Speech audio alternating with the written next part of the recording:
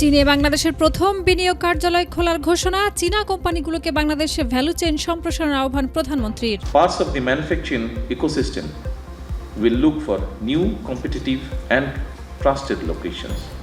Bangladesh can be one of those locations.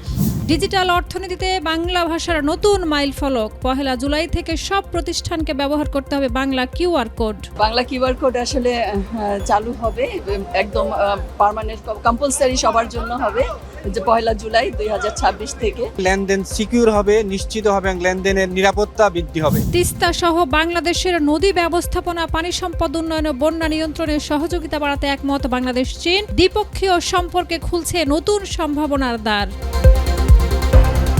Bangladesh ও ইরানের মধ্যে বাণিজ্য, পর্যটন ও জনসম্পৃক্ততা বাড়াতে ঢাকা তেহরান সরাসরি ফ্লাইট চালুর প্রস্তাব দিয়েছে ইরান। দুই দেশের অর্থনৈতিক ও কূটনৈতিক সম্পর্ক আরও শক্তিশালী হবে বলে মনে করছেন বিশ্লেষকরা। স্বর্ণের বাজারে স্বস্তির হাওয়া, টানা দরপতনের মধ্য দিয়ে দেশে আবারও কমল সোনার দাম।